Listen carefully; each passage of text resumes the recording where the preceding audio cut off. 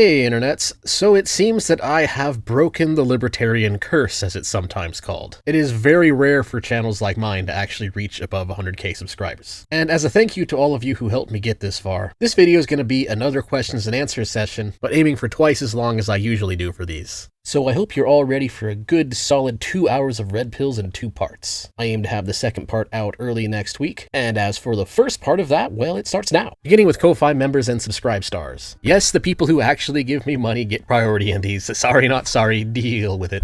We'll begin with this one. Hi Mentis, congrats on reaching 100k subs. If you do another Q&A as celebration, could you make a response to the communist assertion that capitalism has killed 1.6 billion people, or capitalism kills 20 million every year? Yeah, that one's actually kind of based on a very standard communist grift of comparing reality to utopia. When we, or just historians in general, state that communism killed X many people, we're not just pulling that number out of thin air. We're basing that number on the reality that those people would not have died if not for the actions of the Communist Party that took over their country. For example, the millions of people that died in the Chinese Communist Party's famine. We know for a fact by comparing to similar countries that did not fall to communism that happened specifically because of communism. And the reasons it happens is very well understood, mainly that farm collectivization doesn't work, and that communism in general, in actual practice, is a very authoritarian and militant way of doing business. So they always have purges and they always have gulag, etc., etc. Whereas when communists try to cope by saying, oh, but capitalism kills 20 million people every year, that's simply calculated by looking at the number of poor people who die. But in order to say that a certain system kills people, you need to compare it to something. You need to actually show an understanding. So when you say, oh, a number of people die from lack of medical care, well, compared to what? Compared to a real system that actually has a proven track record of resolving scarcity? Well, of course not. What they're actually doing is they're comparing it to a magical utopian version of a world that doesn't have scarcity, and everything's just magically free, and science is just magically more advanced, and everybody gets a free pony, which will then evolve at level 20 to a magical prancing unicorn that poops gold, so that way everybody has infinite gold. So in other words, it's not a real argument. They're not basing it on a real understanding of economics. They're basing their logic on denying scarcity exists and then comparing a society with scarcity to a utopian world where scarcity doesn't exist, which is very stupid. Next question. Beyond economics, what neglected or undeveloped areas of libertarian thought do you believe warrant further exploration or refinement? So this is actually a really good question, because the thing is, there's a lot of people, regardless of whether they lean left or right, who agree with some of the basic principles of libertarianism. So for instance, they agree with the principles of liberty and agree with the basic idea of a free market. But a lot of them, especially younger, more intellectual Republicans or even some dissident right types, a lot of them will reject libertarianism because of this one key problem. And that problem is that I think libertarians don't do a good enough job of exploring strategy. I think too many libertarians, in fear of becoming neo-pragmatists, they're afraid of even just thinking about, okay, well, how do we actually win? And that's what needs to be refined. It's just a better understanding of the fact that we live in a society, and that society has rules. And some of those rules are very stupid rules. Rules that are very blatantly designed to keep some very corrupt people in power. And in some ways, that's kind of what the Mises Caucus is doing, is kind of refining libertarian focus to go against the things that are actually causing problems in society. And more libertarians need to think more of finding the intersection between libertarian philosophy and problems that are negatively affecting people now and need a solution now. Because the thing is, most people, most plebs or normies, or however you want to put it, however you want to define them, the vast majority of people don't actually really care too much about what games the political elites play. They just care about, is housing affordable? Is food affordable? Am I entertained or not? And so libertarians need to come up with strategy and solutions towards actually improving those things that the average person cares about. Because as silly as it may sound, as stupid as it sounds, that's actually how you win. You dangle solutions that people actually want, and that gets them on your side. And I mean, this is actually the #1 reason that so many young people have been fooled and tricked into socialism. Because communists understand this. Communists know that they can just promise people infinite free stuff, and no matter how stupid that sounds, a lot of people will just follow them for that reason. So communists just swoop into the average person and say, oh hey, your boss is exploiting you, and socialism is the answer, and all you have to do is just become a socialist, and one day you'll get your fair share. Now, when you actually study economics, you realize that of course, that's all big fat lies. But the thing is, it kind of doesn't matter. And so libertarians need to work on strategy and messaging, basically. Find a good counter to that. So for example, we should focus more on things like slashing medical patents in order to reduce the cost of medical care. Things like that. That's what libertarians need to be putting greater emphasis on. Anyway, next question. What are your thoughts on the Apple versus Epic Games lawsuit? Oh boy, that one. Yeah, I kind of recall that one. So that's a funny one because technically Apple is in the right for saying who can and cannot be on their platform. But on the flip side, Apple takes advantage of intellectual property rights in order to maintain that monopoly. That's one thing a lot of people don't realize, is that a lot of big tech monopolies are the result of IP and patents. They're very, very unnatural monopolies. In a world without those restrictions, it would be very difficult, if not impossible, for Apple to get away with kicking Epic out of their store for trying to get around their payment system. Because in a world without those kind of regulations, pretty much everything would be open source. So if a company like Apple tried to do that in an open source environment, then people would just fork their project and they'd be screwed. And nobody would put up with that kind of BS. And as a result, again, those kind of court cases would just never happen. But in the meantime, I think the real solution is to just not buy Apple products. Apple products, in my opinion, are very much overrated. It's a very closed platform, especially Mac OS. I mean, it's basically a locked down Unix. So it's effectively just for people who have more money than they have knowledge on how to properly use computers. And so they buy a Mac instead of installing Linux. It's all very cringe. I think if Apple wants to be stupid about their App Store and continue to charge developers out the nose for very stupid reasons, I think the correct solution is that people should just stop buying iPhones and stop buying Macs. They're overpriced, and if you're an actual power user, you should be using Linux anyways. And in terms of private versus public corporations, yes, that's actually a thing. Staying private is better time preferences. That is absolutely true, and I think as time goes on, more and more people will realize that. Next question. Oh, this is a long one. The Bitcoin community is currently suffering a schism over spam, as well as whether to what extent node runners should permit arbitrary data on the Bitcoin blockchain,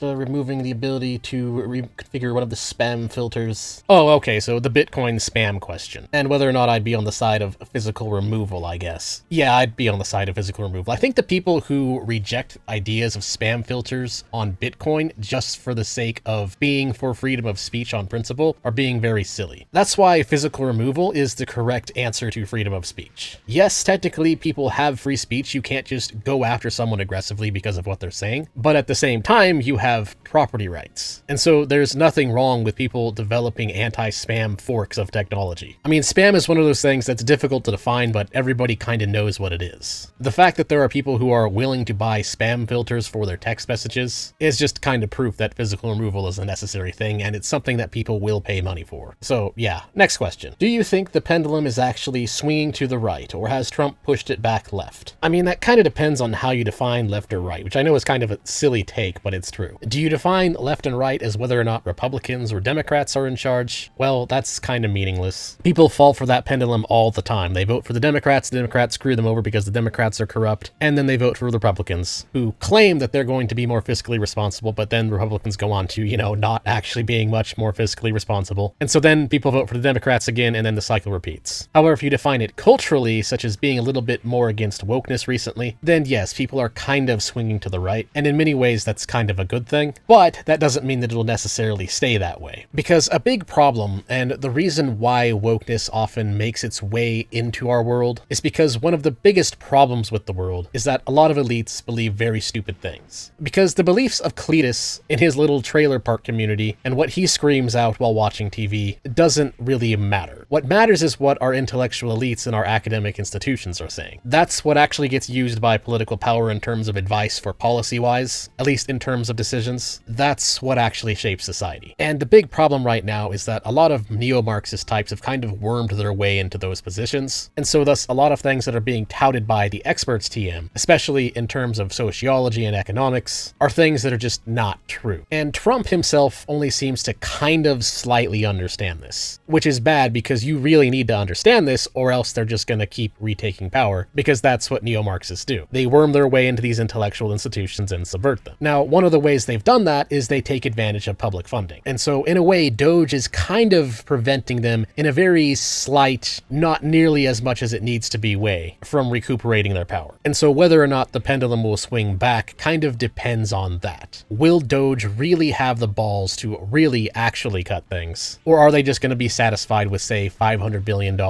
and not actually removing the government's ability to just reinstate that funding as soon as they can? Because if the current mechanisms that allow this kind of influence peddling to just kind of stay in place, if that isn't completely dismantled, then I think the pendulum will just swing back the other way. Because we still have the problem of a lot of people in elite intellectual positions who, again, believe very stupid neo-Marxist things. Anyways, next question. I was always interested in seeing you try your hand at refuting people on the right, such as a Zoomer historian or Shoe-on-Head. And Shoe-on-Head isn't really right-wing, is she? Anyways, or open admiration for Huey Long's populism. Secondly, I'd like to see your opinion on neoliberal YouTubers who hate communism, such as Laserpig, but actively promote cultural Marxism. Yeah, good question. Those people are basically what I mean when I say philosophical illiterates. They are people who claim to dislike Marxism on the surface, but they don't actually have any kind of principled philosophical position by which they can deny what Marxists are saying. And so, despite what they think and despite what they say, they're not actually against Marxism at all. That's actually kind of the main problem with a lot of trash libs. They'll say that communism is bad, but then they'll say that equality and wealth redistribution via taxation is good. And you're just kind of sitting there listening to them talk thinking, okay, well, you just admitted that the basic tenet of neo-Marxist thought is correct. So yeah, good job there, buddy. This is actually one of the big reasons why I left being a neoliberal. I used to be more of a neo-lib back when I was a teenager, and actually became more of a right-leaning Hoppian libertarian, because I realized that the neoliberal thought process on a deep philosophical core foundational level just has no consistent answer. They have no way to actually say that communism doesn't work, while maintaining logical consistency with their other neo-lib beliefs. It's like saying, okay, well, X is bad, but if people vote for it, then X becomes good. No, actually. No, it doesn't. It's actually very stupid. And I guess by people on the right, I guess you mean right-leaning liberals. And I mean, it's the same problem. Slightly not as bad, but same problem. Anyway, next question. Where do you meet people who are mature and intelligent to hang out with? You mean in real life? Honestly, I wish I knew. The destruction of freedom of association and its consequences. There's really nowhere that properly keeps the gate, at least that I'm aware of. It's kind of sad when you realize it, really. So yeah, next question. Do you think that we should support monarchists in the Middle East in order to stabilize the region, or just stay out of it and let the people choose their future? I mean, honestly, Middle Eastern politics are a complete freaking mess, and the thing is, a lot of our attempts to intervene in it have just made it more of a mess. The war on terror was pretty much a failure. It was actually probably one of the biggest vindications of libertarian theory, and so yeah, at this point we should just definitely stay out. Next question. What is your solution to concern of reliance on foreign or enemy states for key resources? Not being able to produce important resources during a time of crisis would be a problem, right? I mean, it depends on how big of a crisis we're talking about and what specific resources you mean. But just for the heck of it, let's just say zombie outbreak. Total doomsday scenario. And honestly, in a situation like that, I think the United States, at least, is in a pretty good position. I mean, obviously things would suck, but you actually don't really need that much to survive doomsday. We have guns, we have the ability to build fences, and there's plenty of natural resources here to exploit that you can use to survive. And most of that mainly just comes from the Second Amendment. I mean, when you think about it, the reality is civilians being able to own so many firearms puts the US in a better position than just about everywhere else for that. I don't think that's exactly the question you're asking, but without specifics, I'm just gonna go with zombie pandemic. Deal with it. Next question. Opinion on Stirner and Nietzsche. Oh boy. I mean, I've kind of said in the past, I don't care too much for Stirner. He has some good ideas on individualism, but the problem with Max Stirner, I'm assuming you're meaning Max Stirner. If you meant some other Stirner, then oh well, sorry. The issue with egoism is it doesn't really create a functional ethical philosophy, and so it leaves a lot of holes in how society would actually function. And that's kind of what I see from a lot of people who believe in egoism today or call themselves anarcho-egoists or whatever. A lot of times they're people who just kind of adopted it as a teenager to be edgy, and they haven't really thought things out, because it's not a complete philosophy. As for Nietzsche, Nietzsche's a little bit better. Nietzsche's a little based in that he at least understands that equality isn't really a thing. It's not actually a virtue. And he's also absolutely correct about slave morality. The thing about slave morality is that it's effectively just a very complex way of looking at victimhood. People who play the victim card often have morality systems such as, oh, feel sorry for me because I'm a victim. And in reality, they're just envious of people who are more successful than them. And so they adopt a moral system that allows to blame the more successful for their failures. And so yeah, Nietzsche was pretty based in recognizing that. Next question. What is your most normie political take? Honestly, my takes against the redefinition of racism equaling prejudice plus power are pretty normie tier. I mean, my refutations of of it aren't necessarily normie tier, and the conclusions I draw from them are not normie tier, but my disagreement that racism should be considered prejudice plus power is actually very normie. Most people kind of intuitively understand that racial discrimination can be a two-way street, and that attempts to redefine it so that it can only be one way and that only some races can be racist are kinda stupid. Even if you don't fully understand why it's stupid, most people do believe that it's stupid. And so that's actually pretty normie tier. And you can tell this because if you watch breadtubers at least as much as I do, you'll kind of notice that most breadtoids kind of shy away from making that argument. They will admit that they agree with racism equals prejudice plus power when you push them to it, but otherwise they'll kind of dance around the subject. And the reason why is because even a lot of people who are liberal and left-leaning don't agree with that redefinition either. It's one of those things that kind of only pseudo-intellectual, mid-witted academia types actually believe, but they also kind of universally understand that most people find it intuitively weird. It's actually one of those things that you can use to somewhat distinguish between someone who is simply left-leaning and someone who is far left. If someone unironically says racism equals P plus P, and they seriously try to defend it, that's when you know you're dealing with an actual neo-Marxist. Whereas if they don't defend that, they're probably just a liberal normie. And in some ways, this is kind of a white pill. It's kind of a good thing to know that most people do in fact still intuitively reject what is probably the most base example of neo-Marxist collective guilt. So next question. I'm just glad that I stumbled upon a great channel. Well, thank you, sir. I'm just glad that I get decent comments. Honestly, I'm just gonna use this to say what I'm glad for. I'm kinda glad I managed to make it to 100K without any significant drum. Apparently that's actually a really hard thing to do, especially for any kind of political or philosophical channel. So yeah, next question. What is your opinion on Coke mixed with Sprite, also known as Sproke? Well, I've never actually tried 50% Coke and 50% Sprite before, but I have tried some mixings. My own personal mix is that I do 70% root beer, 20% Coke, and 10% Sprite. Sometimes I'll do 80%, sometimes I'll just do a little bit of each, but that's usually what I do when getting fountain drinks. Kind of slightly reduces the sugary taste of root beer and gives it more of a kick. So yeah, anyway, next question. Are you on the spectrum? I've never actually been officially tested. And in some ways, at my age, I kind of just don't care. I mean, at some point, you're just kind of comfortable with what you are, and you just don't really care if you're considered neurotypical or not. So yeah, next question. And oh yeah, for a lot of these, when I have multiple questions, I'm just gonna pick one. So this one, number one, what grade would you give the Trump administration so far? Honestly, I'd give him about a C+. Trump has successfully made some better trade deals. However, a big problem with what Trump is doing is that Trump is kind of focusing on things in a wrong order. For instance, Trump floats the idea of getting rid of income tax for everybody making less than 100K. And that's a really good idea. That would significantly benefit most Americans. It would be one of the best economic stimuluses you can possibly give to the middle class. But the problem is he only floats that idea. But with tariffs, he actually does them sometimes. And that's a big problem because in terms of what he's actually done, it's in many ways actually a net tax increase. And this is kind of the issue with the Republican Party oftentimes. They claim that they're going to be more free market. They claim that they're going to lower taxes. And they claim that they're going to slash the government. And well, Trump has done some of that in terms of Doge. There's been some good things there. As far as the taxes go, you need to actually do it. And so by Trump going for tariffs before going for meaningful tax reduction, he's created a scenario where it's actually net more authoritarian takes on the economy. And it has not been doing the stock market any favors. It has not been doing inflation any favors. Whereas the smarter thing to do, if you absolutely had to do the tariffs, so if there's just no way we can get rid of tariffs, if we have to go with tariffs by having Trump, the better thing to do would be going after the income tax first, getting that passed first, and then if he absolutely has to do tariffs, then he can do the tariffs. Because then at the very least, people would have some good to outweigh the bad. But by just kind of stupidly pushing tariffs and this trade war with Canada and other English-speaking countries that we share cultural values with, it's very stupid. Trade war with Canada and the European Union is not what we need. Now, is he doing better than Harris would have done? Yeah, I still stand by that. And Doge cutting out trash lib programs and then watching trash libs whine about it has been one of the most hilarious things to watch ever. I mean, seriously, their tears are just absolutely delicious. No, you can't cut our funding to gender queer theory dance studies in Nicaragua or whatever.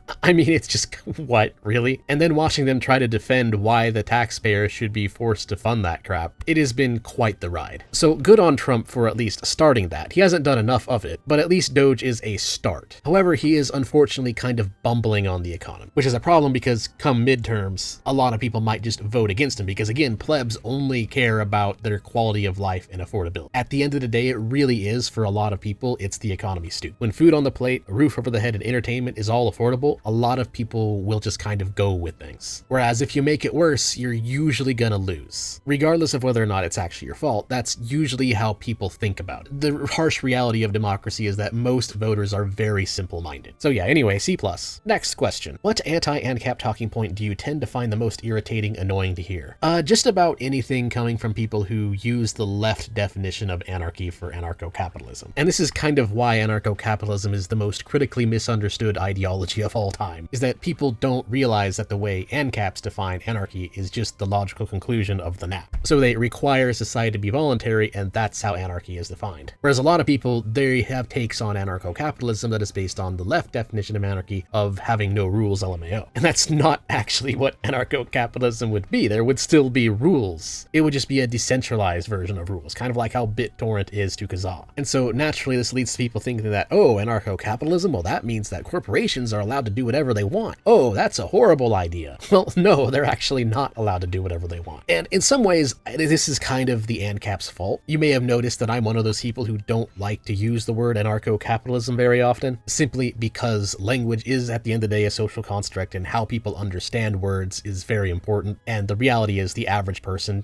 drastically misunderstands the term anarcho-capitalism. So there's kind of a partially valid argument there that anarcho-capitalism should be renamed to decentralized classical liberalism with a dash of monarchy, because that would make the average person kind of understand it a little bit better, especially when you understand how private adjudication courts would work into that. And that's when you realize, oh wait, no, actually corporations would not be allowed to do whatever they want. Or actually very similar reasons why they currently can't do whatever they want, because they would get destroyed in court over it. But then there's of course the reason that no one would voluntarily want to be a part of a community that has no rights. The way anarcho-capitalism would actually work in practice is very similar to monarchy, except that instead of a monarch, it'd be more like communities would have a CEO. And so they wouldn't actually own the people. You would have private covenant communities and private one-way borders. So they couldn't actually keep the people in if they wanted to leave. And that, combined with a lot of other complex factors, makes it so no, corporations can't just do whatever they want. In fact, corporations would have an even harder time doing whatever they want than in the current system, because in the current system, the statist system, corporations can just bribe the state to create the rules that they want, regardless of what the people want, because the state funds its actions through taxation, aka theft. So yeah, next question. What is your favorite Soylent flavor? I've never tried Soylent. I mean, I honestly don't even have any idea off the top of my head what Soylent flavors are supposed to be. If I want something tasty and it kind of looks like it, I'll just have chocolate milk, or maybe some protein powder mixed in. That's usually what I go for. Yeah, next question. Congrats on breaking the 100K glass ceiling. Thank you. And what are your general thoughts on the business cycle and the Fed's devotion to smoothing the curve? So yeah, there's a lot of things that can be said on the Fed, and it can honestly use its entire video because it's kind of hard to compress the problems of the Fed. They're so complex and you kind of need to understand a whole lot of it at once to fully understand what's wrong with it. But the basic problem with the Fed, and this is the simplest way I can put it, is that imagine if you were renting an apartment complex and all you ever did was just keep borrowing in order to pay your rent. You don't actually have any job. You just keep borrowing to pay your rent every month. Now, of course, in reality, nobody would actually lend you this, but let's pretend you could find a lender, and the lender lets you lend against your own future, which makes absolutely no sense whatsoever. But the thing is, that's kind of what the Fed does. And so when we're borrowing against the future to save the business cycle of today, what happens is over time, we all just become poorer. And to some degree, technology has kind of saved us from the negative effects of this. But the reality is land ownership is getting harder and harder and harder for the average person. And having decent savings is getting harder and harder and harder. It's almost as if the currency is constantly being devalued. Strange how that works. And only libertarians seem to understand why.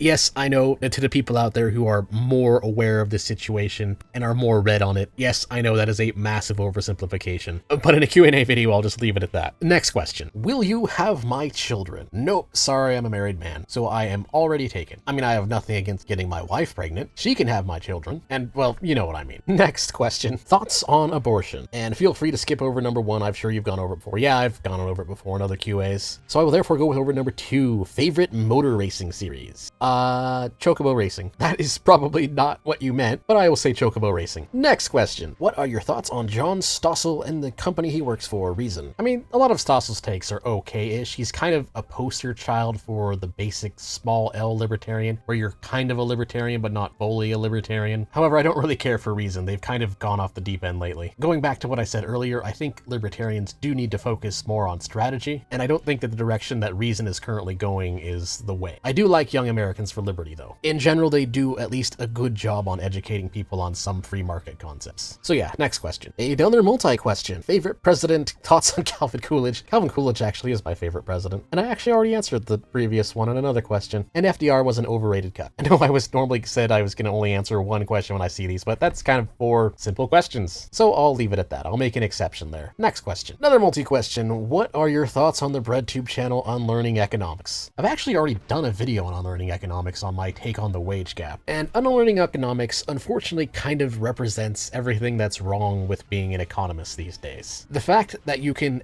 be an economist while just completely ignoring what incentives are, it absolutely blows my mind. The general problem with his takes are something I went over in my economic disinformation tier list, and it's kind of the empiricist fallacy. This is hard to measure, or I can't measure this, therefore this doesn't exist, which is just insanely invalid reason. I am continuously amazed just how many economists, or economicists, as I like to call them when they're like that, unironically think that way. Oh, incentive differences between different population groups are too difficult to measure, so I'm just gonna pretend they don't exist. Absolute blithering midwit. Next question. Do you ever plan to do a video on private courts and private law? Probably. I mean, that is one of the things that's in my very long list. One nice thing I have going for me as a content creator is I think I've noticed some other content creators kind of have problems finding content to make, whereas I somehow just keep having a list that just keeps getting bigger. Every now and then I get to myself and think, oh, I'm gonna get to that backlog for content creation. And then I look at my backlog and it's freaking massive. That's why you might occasionally notice that I sometimes post videos that just come out of left field, because I'll look at my backlog and think, you know what? I thought of doing this video 8 months ago, and you know what? Today's the day. I'm just gonna start and do this. And yeah, private courts and private law are in that list. Now, when it will get made, soon, trademark. That I can make no promises on. Schedules are for plebs. I publish when I want. Deal with it. But if not, do you recommend anyone else's videos or any good books, lectures on the subject? I mean, there's other libertarian channels that are smaller than mine that focus a little bit more heavily on just libertarian theory and just anarcho-capitalism. Like there's General Snaketube, like Fabian Liberty, Praxpen, Liquid Zulu, etc., etc. They tend to focus exclusively on libertarianism, whereas I focus on a more broad range of topics. My vantage point on those topics is usually from kind of a Mises Hoppian libertarian perspective, but if you want something that's more laser focused, you can check all them out. I don't agree with everything they say on every single instance, but they do lean more heavily on just Ancap theory, and they do sometimes talk about private law and private courts and whatnot. Now, if you're a reader, you can look more into that from reading The Machinery of Freedom from Friedman, and then followed up by The Myth of National Defense edited by Hoppe, and those two combined give you a pretty good idea of how things would actually work. But if you just want to watch some simple videos, then there's Snaketube. Next question. What are your fetishes? Oh boy. Consensual sex in the missionary position for the purpose of procreation. Deal with it. Next question. Do you believe climate change is a real issue or a creation of academic consensus, or real but exaggerated?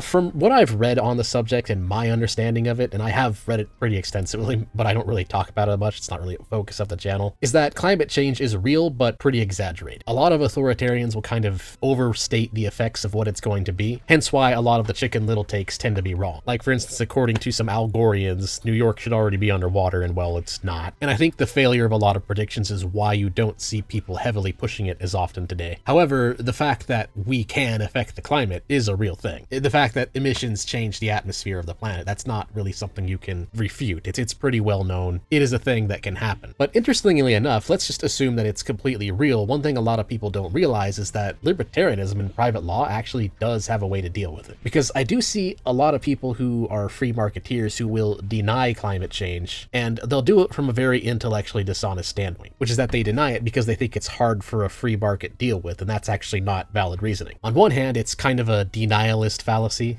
Just because something's unpleasant for you or has a bad outcome doesn't mean you get to pretend that it's not real. But it's also a fallacy because it's actually not true that the free market can't deal with. Because when you negatively affect the property of of somebody else, that is actually a violation of the NAP. And so if it could be fully objectively proven in court that what some companies are doing is actually raising the average temperature of the earth and thus affecting the temperature of some people's property without their consent, then a free market society actually could come out with something very similar to carbon credits. As in, carbon emissions could be something that could actually be homesteaded. But anyway, that's actually a really complicated take for a whole entire other video. So I will just leave you with the simplified version and move on. Next question. Thoughts on Mr. Medicare? He's pretty based from what I've heard. He's kind of one of the original culture warriors. Not so keen on the whole politics end, but he was kind of one of the first people to at least speak out and say, hey, something's wrong. And that something that is wrong is something that goes way up to the top. That's why I kind of agree with the general definition of being red-pilled, that it's the realization that a lot of what we see in the media and a lot of what the so-called intellectual elites are saying is in very many ways just a carefully constructed narrative to keep some very unpleasant people in power. There is, of course, a lot of nuance that goes along with that, but for the sake of a Q&A video, I'll leave it at that. Next question. Do you plan on doing video on intellectual property anytime soon? I mean, I kind of think that the video that Liquid Zulu did on it was already kind of good enough, but I have been thinking of making one that goes a little bit more into a compromise situation with more general liberals. Because the problem with intellectual property is that realistically, we're probably not ever going to get it to be completely vanished. A world without IP is just too drastically different, and thus too many normies will be opposed to it. And so realistically, we'll have to compromise on something like drastically reducing it, even if that's not the best system. I might make a video on that sometime, and how exactly that could be implemented. Especially since AI currently turns the subject of intellectual property rights into a ticking time bomb. Like it or not, we're gonna have to revisit it very soon. Next question. When does self-ownership begin? I mean, it kind of begins immediately. I would even argue it happens at the zygote stage. Now, what some people might be asking when they ask this is, when does consent begin? That's a little bit different. No court, private, or even in a current system of the state would ever consider the consent of a 5-year-old to be something serious. So, I mean, it does happen somewhere in the teen years where you gain a self-awareness level. The problem is people don't necessarily gain that at the same time. Some people have a decent self-awareness at age 14, and some people, unfortunately, never have it. I kind of agree with the current age 18 generalization. That's a pretty stable age for the age of consent, but there are some people out there that you just cannot help them. Next question. Thoughts on Ayn Rand and objectivism? Lefties hate it because it's minarchistic, conservatives hate it because it's atheistic. I love it for both of these reasons. I mean, more power to you. Although, to be honest,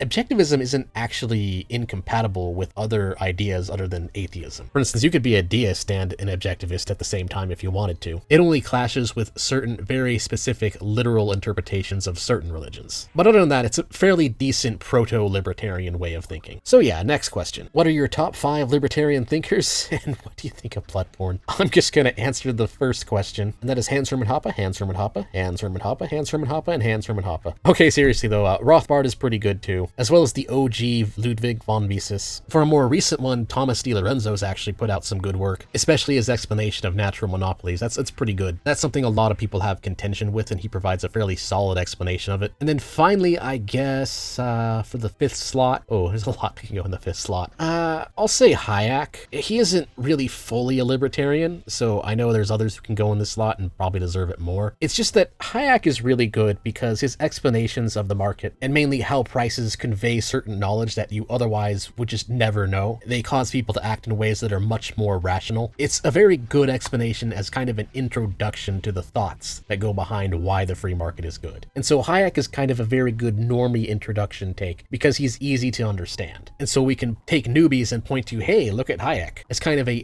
base introduction to free market and liberty concepts, and why they're actually a good thing rather than capitalism and money being the ultimate evil that socialists like to push. Just kind of a basic introductory lesson on Hayek provides also a basic refutation of a lot of socialist propaganda. It kind of refutes the whole edgy money is the root of all evil crap, when you understand that actually money is the root of a lot of information that we otherwise would not have access to. Next question, and it's another multi-question. Just for fun, I'm gonna go with the last one. Why do girls not text me back when I send them paragraphs about Ancap theory? Because that's not what women find attractive. Just full stop. Sending women paragraphs of any in-depth political theory is usually not the way. Women are more or less attracted to things that show your level of masculine energy. They're attracted to what makes men men. Watch Homath and his attractive levels chart if you haven't already. That'll give you a better idea. But TLDR, showering women with a bunch of intellectual attention doesn't work. That's not what gets them going. That's not what makes them feel attracted to you. Now, if you absolutely must send them paragraphs about Ancap theory and you want them to respond, what you need to do is first adopt a very rigorous lifting program, do that for about a year, then you send them an aesthetic picture of yourself, and you can include the theory in very small text. They won't actually read the theory, but they'll still reply to you. You can do that, and that'll probably solve your problem. Anyway, next question. How likely do you think a second American Revolutionary Civil War is, and why? I mean, as time goes on, a nation either dies or has a civil war. That's just an inevitability. So the real question is, will America die or have a civil war first? And honestly, I think America is more likely to just voluntarily balkanize. I don't think that we'd actually have a war over it, especially if it's something that's going to happen in any relatively short amount of time from now. I think national divorce is a lot more likely. Yeah, next question. Another multi-question. I've kind of already answered the others, so I'll go into two. How did you start getting into politics? So I actually started by reading philosophy back when I was a young teenager. I got into politics simply because a lot of politics is just applied philosophy, especially when I realized that a lot of people in politics don't understand that. A lot of people think that politics is just about gives me that and owning the other side. And so that's a big thing that really also got me into politics, is just realizing how many people out there are very stupid about politics. There is an unfortunately large number of people out there who think it's about winning for their team before they even try to understand what that winning would get them. And so that's why you have a lot of people that I like to call, again, the phrase philosophically illiterate. They don't even understand what it is they want or what they believe in. They're just shilling for a team and they don't even know what that team wants. That's kind of where you get so many people shilling for the establishment while somehow convincing themselves that they're fighting against the establishment. The government is corrupt, and apparently the solution is somehow more government. It's kind of amazing, really. So yeah, anyway, next question.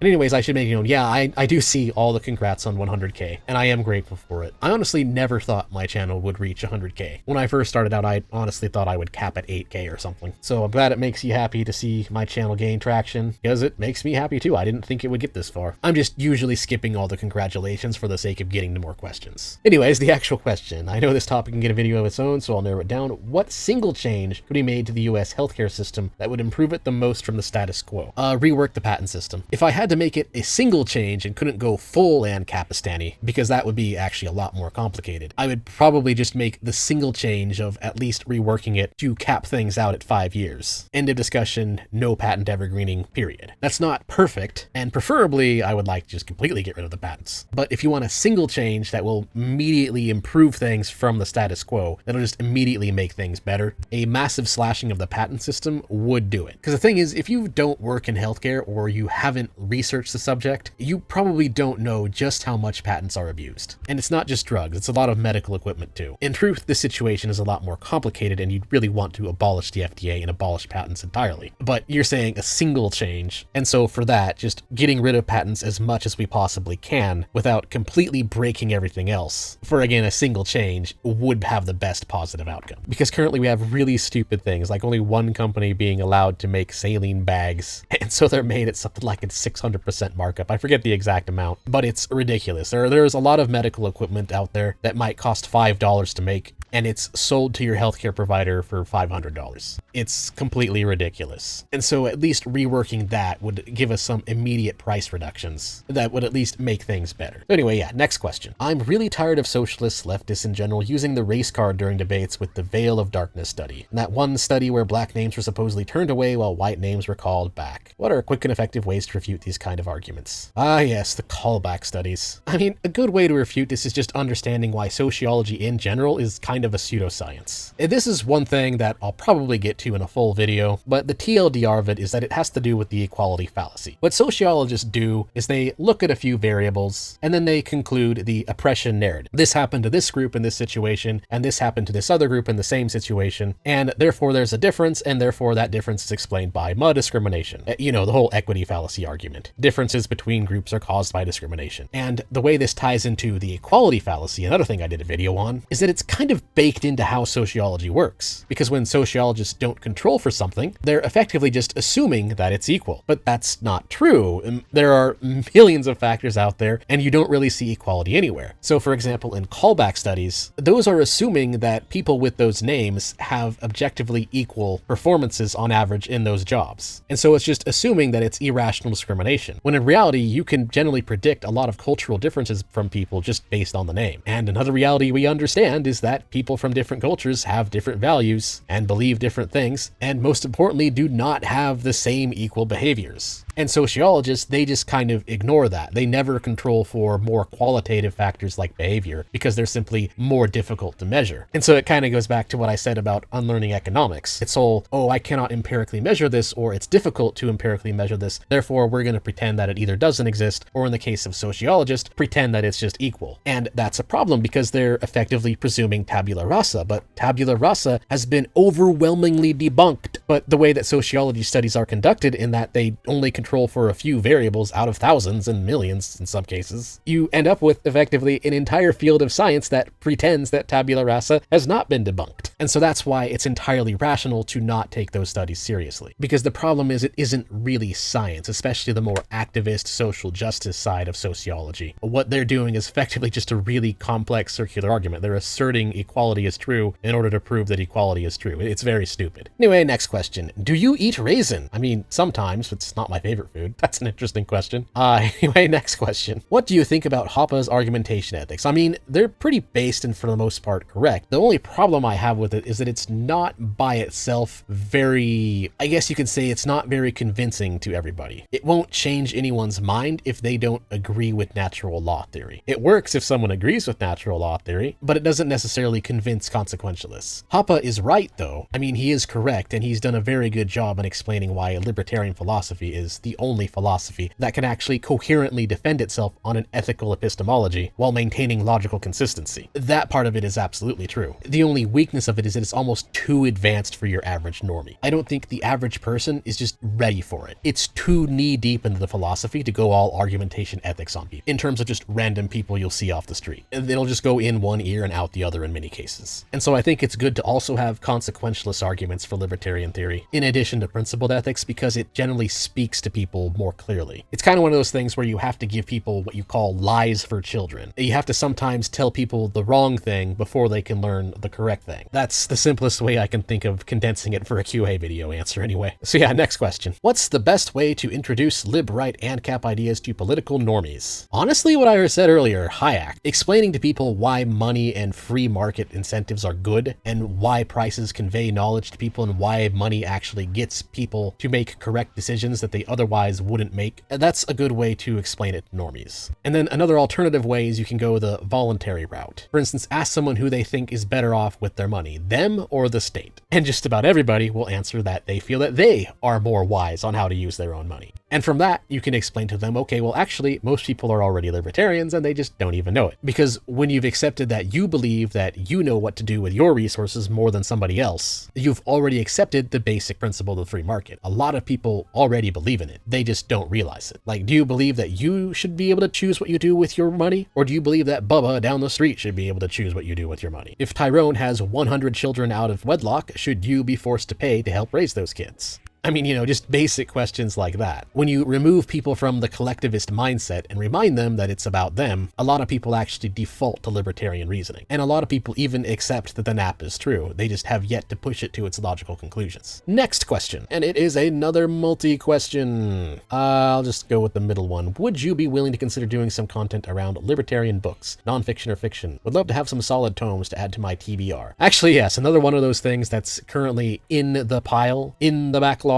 There are a few videos based on some libertarian books I have in there. Probably the one I'm gonna get to the soonest, depending on how I feel. Again, I publish when I want, deal with it. I'm leaning towards going with Hoppe on a theory of socialism and capitalism. That book has a lot of things in it that I think a lot of people still misunderstand. Mainly, that book is a very, very solid, rational refutation of kind of that meme I stated earlier. The government is corrupt and solution is more government. I see a lot of socialists and communists out there, specifically in the breadtube land, who will try and sell socialism as an answer to the government's lobbying and revolving door corruption scheme, when it absolutely is not. It actually makes the whole thing worse. In fact, it's at the heart of the issue. And Hoppe's theory on socialism and capitalism gives you a really good logic-based understanding of why that take is incorrect. I kind of loosely explained it in my refutation of second thought, but I think going over that book would give people a better, more complete understanding. The TLDR of it is that when you really, really understand socialism and capitalism, you realize something that becomes kind of a midwit meme, which is that, yes, actually, socialism really is when the government does stuff. And then you have the midwit in the middle of that going, oh no, socialism is actual blah, blah, blah, blah, blah, blah, blah, blah, theory. And then to the right of that, when you fully understand everything, you realize that, oh wait, actually, it really is just when the government does stuff. And so in many ways, Hoppa's book is kind of a refutation to the socialist refutation that socialism is when the government does stuff. Debunked and then rebunked. Next question. What is your favorite work of literature that is fiction rather than philosophy or economics or anything like that? Or favorite dinosaur? I think I answered. Did I answer the favorite dinosaur in my 75k questions and answers video? I think I did. I really liked the book Xenocide. It's one of the better books in Orson Scott Card's Ender's Game series. Next question. My question is that I kindly request you do your best Trump impression. Please make it. It would be so funny. Nah, sorry. I'm actually really bad with impressions. I have tried to do impressions and failed. They have been the worst impressions ever. Many such cases. Next question. I know fraternal societies would exist to help regular poor people, but what systems, if any, would exist to help disabled poor people who are unable to work in an Ancap society? You know, a good example of how that would work is just understanding how covenant communities work. And a really good example you can see of it already existing in practice today is to actually look at the Amish. The Amish community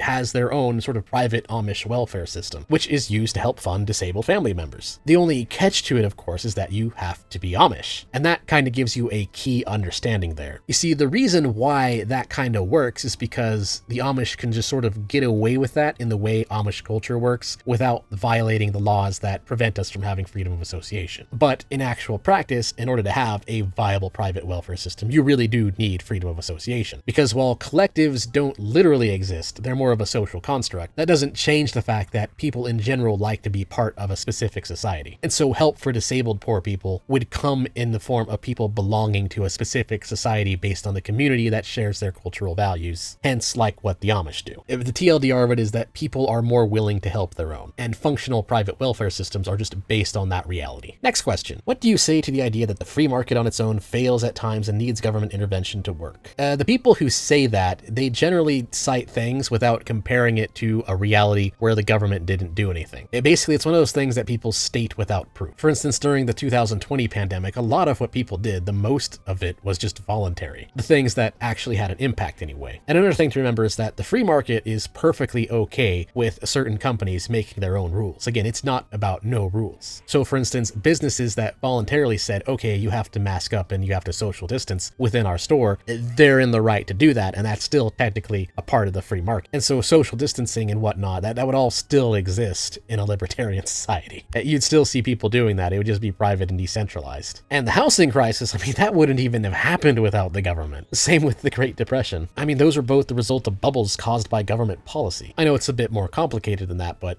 when you look at the history, that's really what happened. A lot of people try to falsely blame the Great Depression on Calvin Coolidge, when in reality it was caused by the government's panicked reaction. And the housing crisis was largely caused by the fact that our housing market is a highly over-regulated market that is artificially limited in supply through regulation. And so naturally people highly invested in it because the supply side of it didn't actually make rational sense. And so when you have that, a bubble is just kind of doomed to form. But yeah, next question. How can you convince someone that the solution to government corruption is not more government? I mean, in some way, just pointing out how silly it is by simplifying what they're actually saying back to them can kind of explain it to some people. And the part of the problem is that people just don't understand how government functions. They don't realize that there's no incentive whatsoever for the government to fix its own problems. And no, democracy does not change that at all. But seriously, unfortunately, some people are just dumb. They're never gonna understand it. If there were simple ways to get people to understand basic truths, we wouldn't be in the situation that we're in. And I think part of the problem just goes back to something I said earlier, which is that a lot of the issues with the day, the problem isn't so much people believing stupid things. The problem is that some of the people who believe stupid things are our intellectual elites. And that's kind of why I focus on debunking journos so much and kind of pointing out basic issues with soft science so much. A lot of people will see me doing that, especially a lot of sort of core libertarians who wonder why I focus on those things, and they think it has nothing to do with libertarianism, liberty, or free markets, when actually it has everything to do with it. Journos being dishonest and propagandizing the plebs with very stupid beliefs is the main reason why people think stupid things like the solution to government corruption being more government. That is how it be.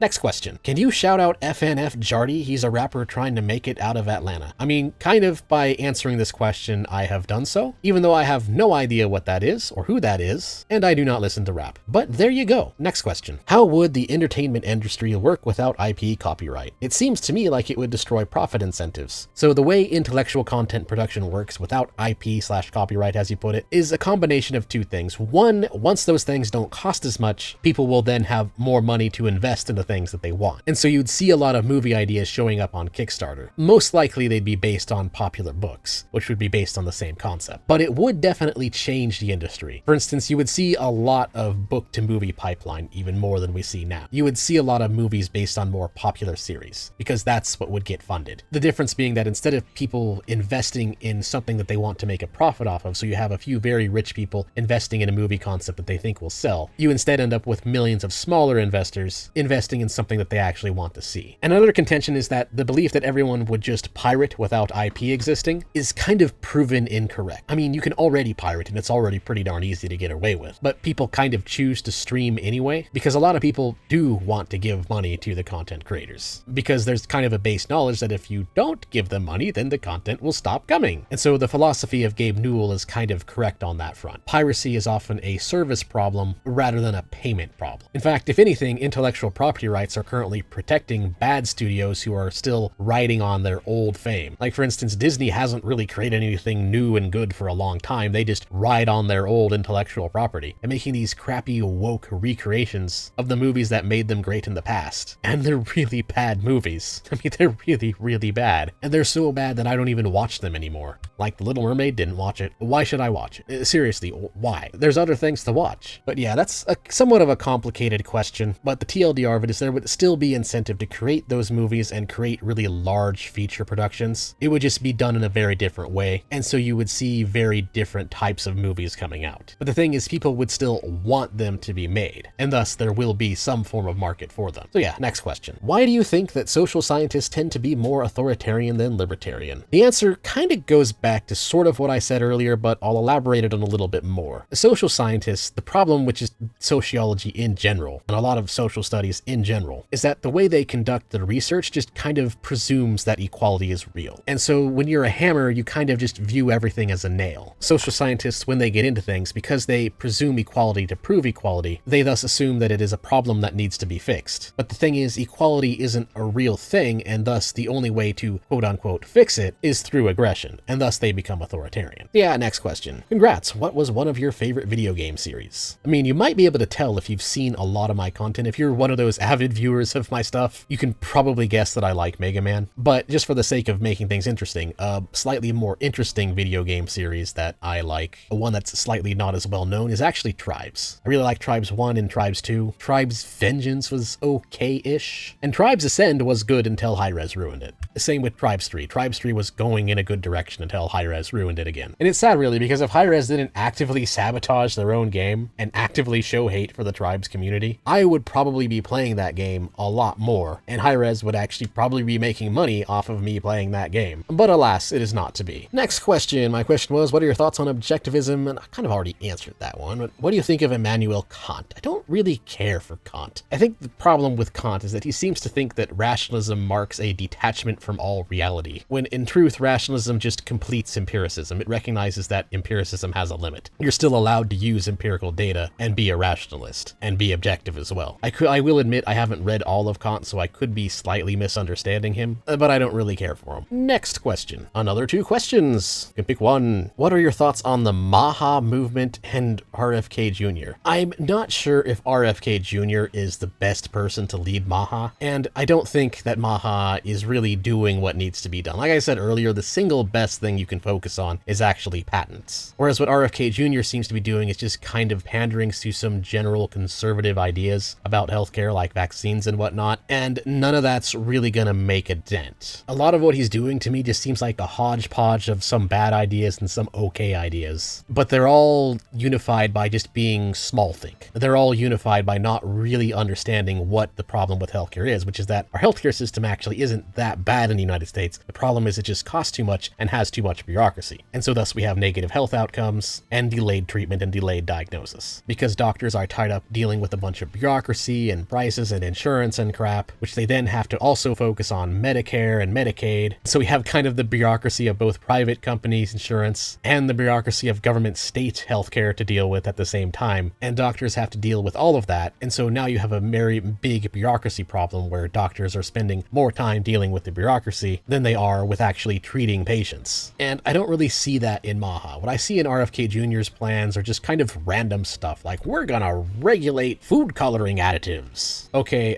how's that nanny state crap gonna actually reduce costs? You know, the actual problem with healthcare. And it's very stupid because there's free market solutions that are just kind of sitting there. I kind of explained it earlier that we could use to reduce the cost of healthcare. Now, on the other hand, it's not all bad. Like, for instance, his food as nutrition concept is pretty good. There's a lot of diseases out there that you actually don't need to see a doctor to treat. You can just change your diet to something else, and it will work. So there's some good concepts, and there's some middle fingers being given to the FDA, and that's a good thing because the FDA should be abolished, but it's not enough. Not enough anyways in the places where it needs to go, and too much being done in stupid spots that aren't really going to have much of an impact. It's another one of those cases that makes me take a step back and look at Republicans and Democrats and go, okay, is what the Republicans doing right now, is it better than what the Democrats are doing? Well, yeah, it is. So overall, I can't give him a failing grade, but it's still not good. So it's just like I gave Trump earlier, C, where I give him a pass, but I don't really say that they're doing a good job either. Yeah, next question. Quick question, could you explain or steel man how in an Ancap state or some other state with no central government at all, how private cities would defend themselves from invaders, especially large nations?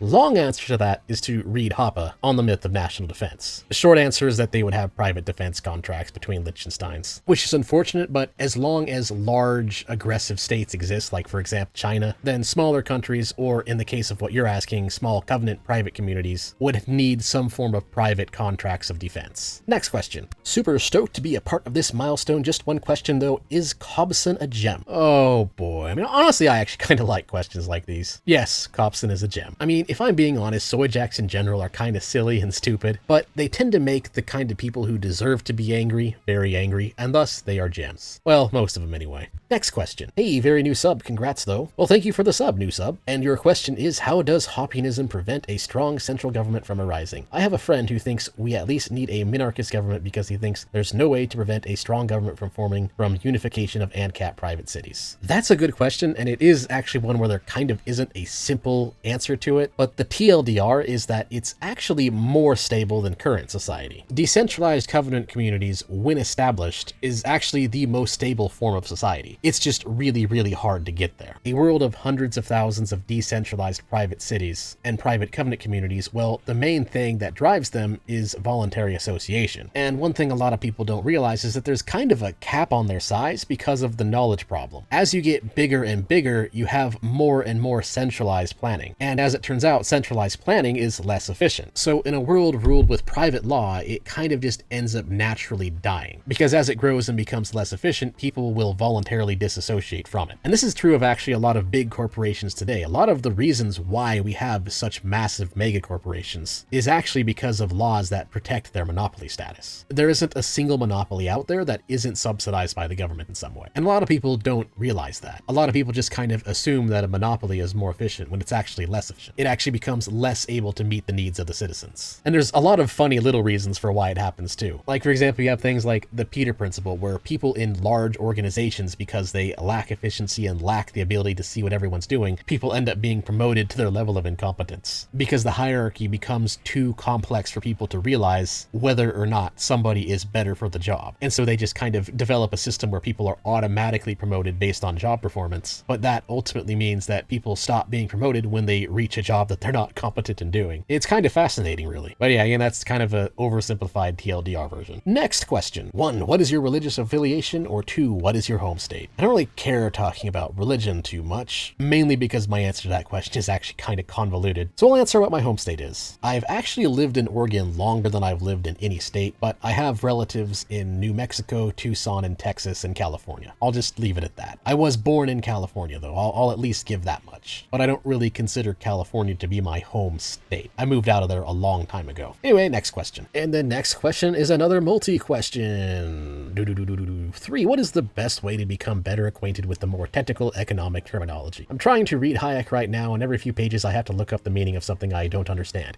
Good news, you're already doing it. Yeah, reading a book and then looking things up as you're reading the book. I will say one thing that'll help you is reading digital copies, and so that way you can just highlight a word that you don't understand and then paste it into a dictionary. That's kind of just how you have to do it. You obtain a higher vocabulary by getting used to it. There's no real shortcut there, it's just how fast you learn. Next question. If you had to pick a breadtuber to debate, who would it be and why? I've kind of said before, I don't like doing live debates, even though I can do live debates. I did it before when I was younger. Live debates have a lot of problems with them. The main problem being that if one person debates in bad faith and their opponent debates in good faith, it's very, very easy for the bad faith debater to have better optics and win the debate while still being completely wrong. And I view that as a very big problem. A lot of times people who are pro debate bro status, they will make the argument that debates force people to engage, and that's not really true because you can force people to engage with a gish gallop of nonsensical bad faith argument. Like just recently, I watched a debate between Fabian Liberty and Destiny, and it was really bad. I mean, Fabian definitely did very well in the debate, but what I mean by it being very bad is that Destiny was horribly bad faith in the debate. Fabian had to basically tie Destiny down for 20 minutes with him refusing to commit to basic principles and basic definitions for a ludicrously long amount of time. And that's an issue I see with debate bros. A lot of the best debate bros, and when I say the word best, I mean the word best very loosely here. I don't mean best in terms of them being correct. I mean best in their ability to convince an audience. A lot of the quote-unquote best debaters are just debaters with good rhetorical skill and are willing to combine that rhetoric with sophistry to avoid questions that they can't answer. But if I had to pick a breadtuber to debate, I would actually either debate Destiny, but I would debate him on the subject on whether or not live debates are a good way to discern truth, simply because I know it'd be hilarious and I'd be able to really annoy him with that. There's a certain trick to that debate that would actually make it so that he couldn't win it. It would be very funny. But if not Destiny on that specific subject, I would probably pick Philosophy Tube, just because Philosophy Tube is horribly wrong on everything and doesn't understand anything about philosophy. That would be kind of a funny expose of a person who just kind of mindlessly agrees with the cathedral on everything. And that would be a useful debate to show people that a lot of what is purported as philosophy in the mainstream isn't actually philosophy at all. Next question. Congratulations, brother. You broke the mainstream centrist curse. Keep going. I actually broke the libertarian right curse. A lot of mainstream centrists actually do really well on YouTube and places because they tend to have milquetoast opinions, and milquetoast opinions are less likely to get demonetized and shadow banned by the algorithm. So you actually tend to do really well by being a shill. You'd be surprised how lucrative the shilling industry is right now. I mean, if I was just a psychopath and I was willing to say anything for money, I would not be a libertarian right content creator. I would not be a Hoppian content creator. I would actually make pretty much the same content as Destiny does, but just better. That's how you actually make it in the algorithm these days. That's an unfortunate red pill, kind of a black pill to some degree, but that's how it currently works. Agree with the establishment and you stay monetized and get promoted. Next question. What do you think of Javier Milei? I've kind of answered the Javier Milei question before in my previous video, so I'll answer a different question here. I mean, do you support gun rights? I obviously do. Do you like Trump?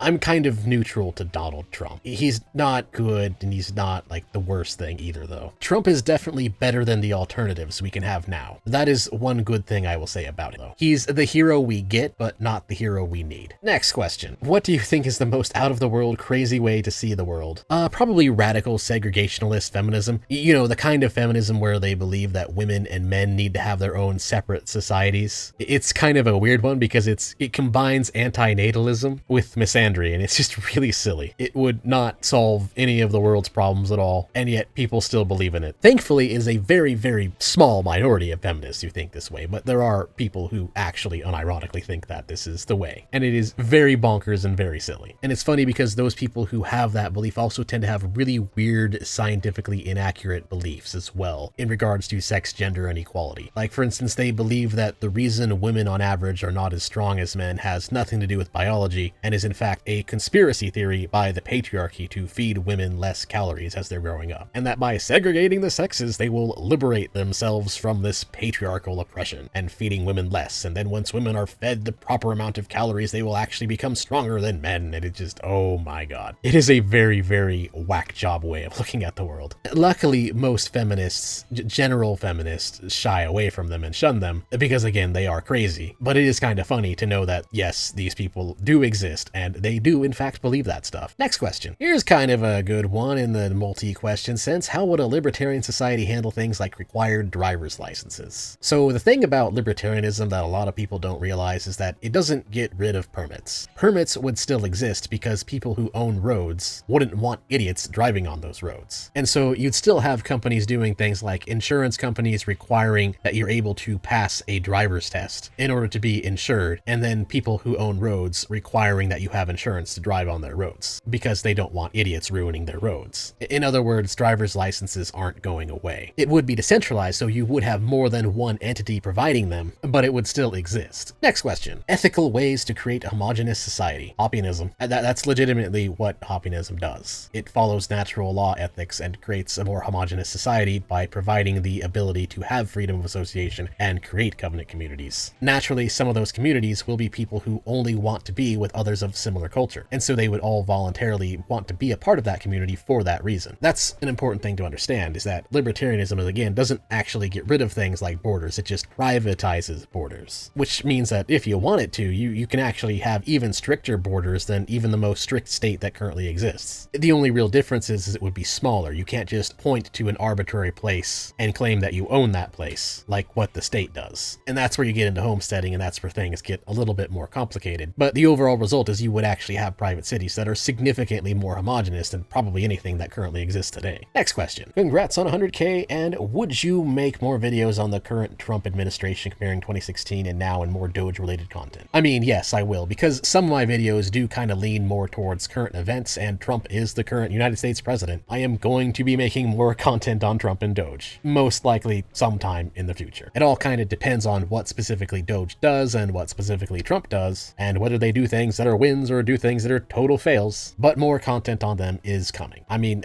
Doge is going to be around for at least another year, I believe, and Trump is going to be around for, well, most likely the remainder of his term. Things could change and we could end up with Vance for various reasons, and that would be a very big happening, and I'd probably make a video on that if that happens. Which means that as I think about it, yeah, no matter what happens, more videos on Trump are coming. But anyway, I believe that about wraps it up for the first part of the 100K special. I'm making these in some hour chunks, and so the next one is also going to be an hour. So don't worry, I'll be getting to more questions later. And by later, again, I'm aiming for early next week. So probably within the next 2-4 days or so. But thank you very much for watching. Feel free to like, comment, and subscribe. Although most of you watching this video probably already are subscribed. And if you want to support me, you can do so on Ko-Fi, Subscribestar, or buying some merch. Thanks again, till next time. Of which there will be many, many next times. But yeah, I'm just breaking this into hour chunks to make it more digestible. And so the next part is coming soon, and will be much more of the same as this video, just with, different questions. But again, for now, that is all.